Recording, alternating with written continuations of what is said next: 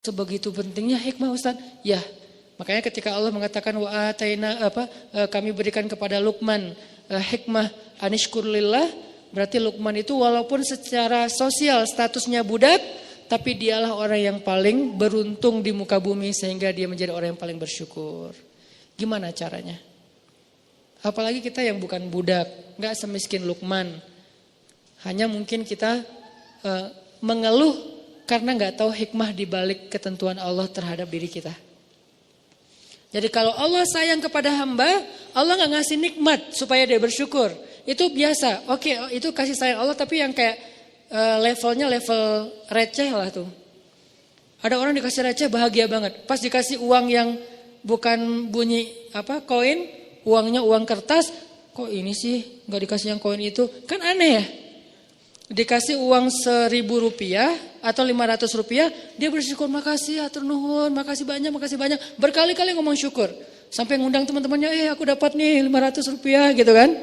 Begitu dikasih 100.000, ya apa sih maunya Allah ngasihnya 100.000. Ini nih maksudnya. Jadi Allah kayak nawarin, ini loh yang lebih baik daripada itu. Mau gak aku berikan kepada kalian hikmah? Apa sih hikmah? Yang membuat Luqman sebagai budak merasa paling bahagia, paling beruntung, yang kata Allah adalah khairan katsira, kebaikan yang sangat banyak. Tadi balik lagi, hikmah itu adalah ketika kita bisa memahami kebaikan di balik semua ketentuan Allah Subhanahu wa taala. Mau itu anugerah ataupun musibah, semuanya baik.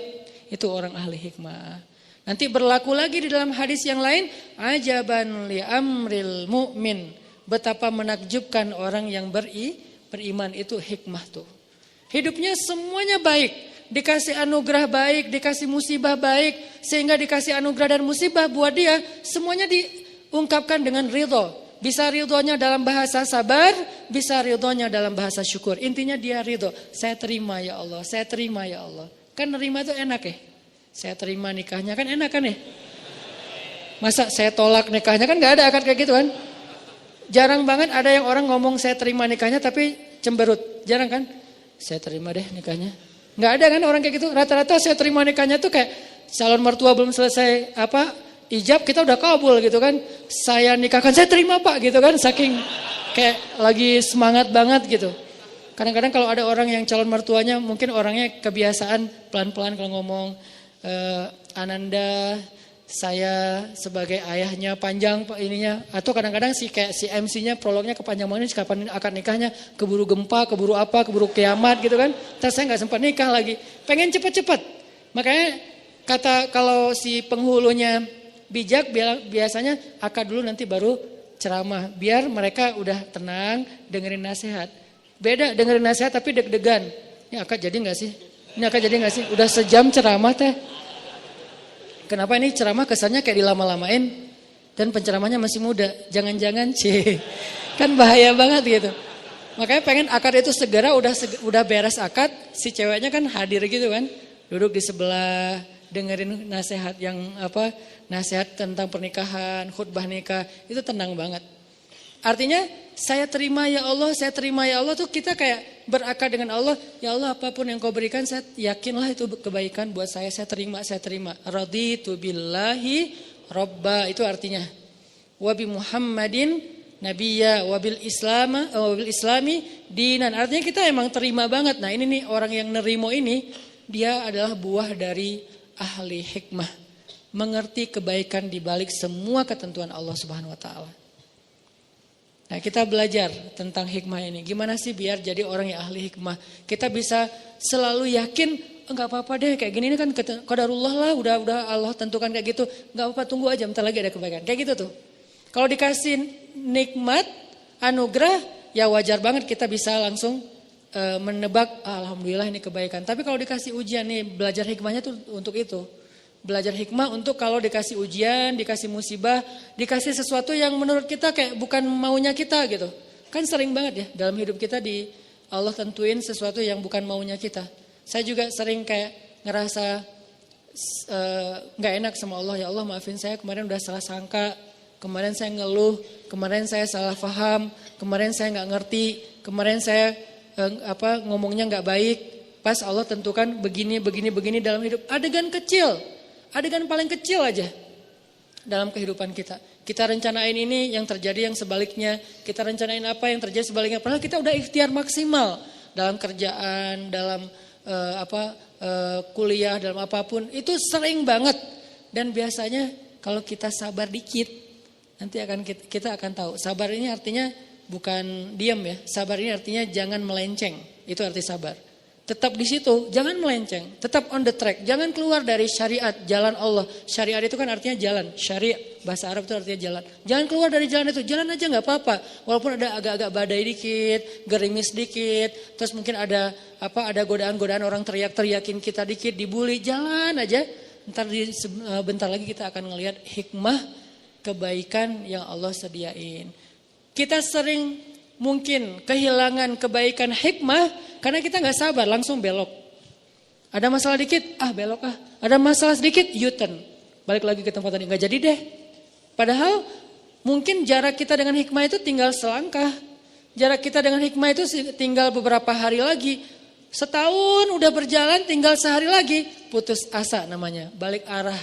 Akhirnya kehilangan kebaikan yang Allah janjiin. Mana buktinya, saya udah setahun nunggu. Padahal kalau dia nunggu sehari lagi, dapat tuh. Sehari doang. Cuman kan kita gak pernah tahu ya berapa lama. Dan itulah challenge-nya tuh di situ. Gimana dong Ustaz kalau kita gak tahu? Justru kalau kita tahu namanya bukan hikmah. Karena hikmah itu sengaja Allah sediakan buat mereka yang yakin, bukan yang tahu. Mereka tahu setelah mereka yakin. Bukan mereka yakin setelah mereka tahu. Yakin dulu, ntar kamu akan tahu. Akan ngelihat buktinya. Nah ini yang disebut dengan iman. Jalannya hikmah. Hikmah itu kayak buah, iman itu adalah akarnya. Pohonnya ilmu. Nanti buahnya adalah hikmah salah satunya. Jadi gimana caranya kita jadi orang yang gak gampang ngeluh ketika Allah uji. Gak gampang putus asa. Gak gampang berbalik arah. Gak labil, tetap jalan di situ. Dan kalau perlu level paling tingginya, begitu Allah kasih musibah, bersyukur. Emang gak gampang sih, saya juga belum berhasil. Tapi setidaknya berbaik sangka dulu sebelum kita mampu bersyukur. Ya Allah, ganti dong musibah ini dengan yang lebih baik. Kan itu berbaik sangka kan dalam bahasa doa. Ya Allah, saya yakin Engkau kalau ngasih sesuatu yang ujian, hamba-Mu sabar. Engkau yang bilang sendiri di Al-Quran. Wabasyiris sabirin. Sampaikan kejutan, berita gembira, kebaikan buat orang yang sabar. Manhum ya Rob. Siapa orang yang sabar itu ya Allah? Kata Allah, orang yang alladzina idza asabathum musibah qalu inna lillah wa inna ilaihi raji'un. Kita ini milik Allah. Arti kita ini milik Allah, ya ikut ajalah sama Allah pemiliknya. Itu maksudnya, bukan sekedar kalimat bin salabin ya. Innalillahi wa inna ilaihi raji'un. Mana ya Allah, kan saya udah ngomong ininya mantranya. Itu bukan mantra. Innalillahi itu bukan mantra. Innalillahi itu kalimat tarajju kalau secara bahasa. Apa arti tarajju? Rujuk. Rujuk itu artinya balik lagi. Kalimat ketika kita mengembalikan semuanya kepada langit. Itu arti innalillah. Kalau kita belum mengembalikan ke Allah, berarti belum innalillah. Walaupun kita udah ngulangin teks itu berkali-kali. Innalillah wa inna ilaihi raji'un. Tapi apa sih maunya Allah nih? Innalillah wa inna ilaihi raji'un. Gak rela banget sih innalillah wa inna ilaihi raji'un. Allah gak fair sama saya. Innalillah wa inna ilaihi raji'un. Ngomong beribu-ribu kali. Kalau belum kembalikan kepada Allah hasilnya, hikmahnya, berarti belum taraju. Jadi kalimat innalillah bahasa Arabnya kalimat tarajju. Subhanallah kalimat tasbih. Alhamdulillah kalimat tahmid. Allahu Akbar kalimat takbir. Astaghfirullahaladzim kalimat istighfar. Nah innalillah kalimat tarajju. Masing-masing ada judulnya kan, ada sebutannya. Nah apa arti tarajju? Mengembalikan lagi kepada Allah. Jadi begitu kita bilang innalillah, ya sih ini kan juga milik Allah. Harta kita innalillah. Inna itu bukan saya, kita. Kita di sini, saya, keluarga saya, harta saya, rumah saya, kerjaan saya, hidup dan mati saya. Nahnu, kita semua lillah, milik Allah. Masa kita marah kepada orang yang mengambil miliknya sendiri? Kecuali dia ngambil milik kita, baru kita marah. Ini kan punya saya.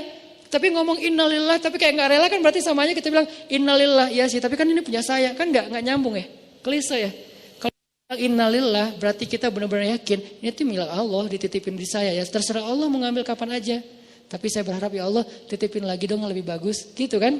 Ini nih manusiawinya kita. Dan Allah sayang ke hamba yang kayak gitu. Yang penting dia sadar. Yang penting kamu jangan klaim itu milik kamu ya. Apalagi ganti nama di sertifikat gak boleh. Namanya tetap nama saya. Kamu cuma ngontrak. Begitu nanti kata yang pemilik rumah, kontrakannya nih udah habis, aku ambil ya rumahnya. Oh ya gak apa-apa, saya boleh ngontrak rumah yang lain yang punya tuan yang lebih bagus. Itu Allah suka kayak gitu. Yang gak Allah suka, enak aja nih kan saya udah tinggal di sini setahun. Gak boleh kayak gitu. Kita tuh cuma ngontrak, terus ketika Allah mau ngambil, ridho aja. Innalillah, oh ya ini punya tuan, ambil aja. Boleh gak saya tinggal, saya gak punya rumah nih. Boleh gak saya tinggal di rumah bapak yang lebih bagus? Oh boleh itu ada apartemen saya lebih bagus di pusat kota. Boleh gak apa-apa. Tinggal aja di situ. Kalau orang nanya nih rumah siapa? Jangan bilang rumah kita. Ini namanya gak tarajuk kan? Bilang rumahnya bapak fulan, rumahnya teman saya, rumahnya siapa misalnya kayak gitu. Begitu datang setahun lagi, Mas kayaknya anak saya baru nikah mau dipakai apartemennya. Saya ambil gak apa-apa. Oh ya gak apa-apa Pak. Emang milik bapak. Saya malah bersyukur.